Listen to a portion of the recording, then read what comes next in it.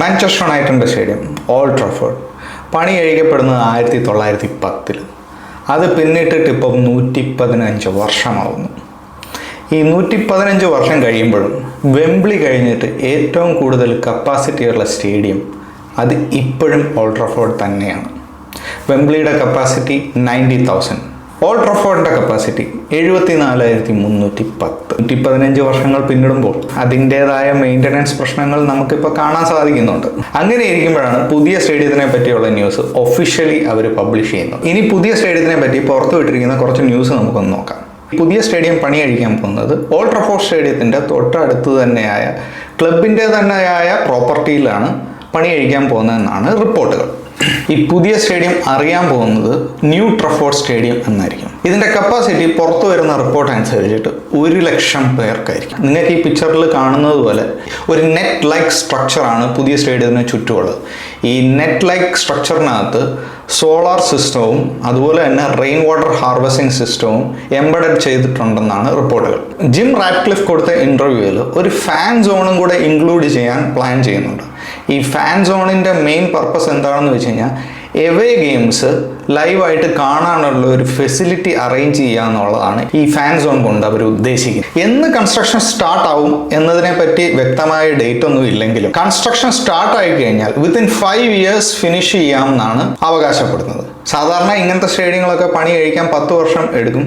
അത് 5 വർഷമായിട്ട് ചുരുക്കാൻ പറ്റുന്നതിൻ്റെ മെയിൻ റീസൺ ഇതിൽ യൂസ് ചെയ്യുന്ന മെറ്റീരിയൽസ് മിക്ക പാർട്സും പ്രീ ഫാബ്രിക്കേറ്റഡ് പാർട്സ് ആണ്. ഓൾറെഡി ഉണ്ടാക്കി വെച്ചിരിക്കുന്ന പാർട്സ് ആണ് ഇവർ സ്റ്റേഡിയത്തിൽ ഘട്ടം ഘട്ടമായിട്ട് ഘടിപ്പിക്കാൻ പോകുന്നത്. ഈ pre fabricated materials Manchester shipping കനാലിലൂടെയാണ് ട്രാൻസ്പോർട്ട് ചെയ്യാൻ ഇവർ പ്ലാൻ ചെയ്യുന്നത്.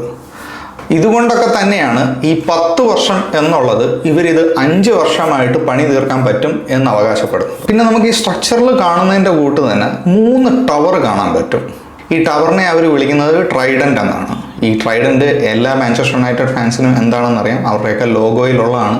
അവരുടെ റെഡ് ഡെവിൾ പിടിക്കുന്ന ആ കുന്തത്തിനെയാണ് റെപ്രസെൻ്റ് ചെയ്യുന്നതെന്നാണ് പറയുന്നത്. ഈ ടവറിൻ്റെ മണ്ടയിൽ വാച്ച് ടവർ അങ്ങനെ ഒരുപാട് ഫെസിലിറ്റീസ് ഒക്കെ ഉണ്ടെന്നും കൂടെയാണ് നമുക്ക് കിട്ടുന്ന റിപ്പോർട്ട്. ഈ ടവറിൻ്റെ ഹൈറ്റ് എന്ന് പറയുന്നത് ഏകദേശം 200 മീറ്ററാണ് അവർ പ്ലാൻ ചെയ്തിരിക്കുന്നത്. അതുപോലെ തന്നെ ഈ ടവർ പണി തീർന്നു കഴിയുമ്പോൾ ഏകദേശം 40 കിലോമീറ്റർ ദൂരെ വരേക്ക് നിന്നാൽ നമുക്ക് കാണാൻ പറ്റും എന്നാണ് പറയുന്നത്. പുതിയ സ്റ്റേഡിയത്തിൻ്റെ ആർക്കിടെക്ചർ നോർമൻ ഫോസ്റ്റർ ആണ്. ഈ Norman foster with collaboration with others ഒരുപാട് ഫേമസ് ബിൽഡിങ് പണി കഴിപ്പിച്ചിട്ടുണ്ട്. അതിലൊന്നാണ് ദ ഗേർക്കിൻ. നമ്മൾ ഒരുപാട് ഇംഗ്ലീഷ് ഹോളിവുഡ് മൂവീസിലൊക്കെ കണ്ടിട്ടുണ്ട്. പിന്നെ കാലിഫോർണിയയിൽ ദ ആപ്പിൾ പാർക്ക്. അപ്പോൾ ഈ പുതിയ സ്റ്റേഡിയത്തിൻ്റെ പണി കഴിക്കാനുള്ള ബഡ്ജറ്റ് ഏകദേശം 1 ബില്യൺ പൗണ്ടാണ് എക്സ്പെക്റ്റ് ചെയ്തിരിക്കുന്നത്.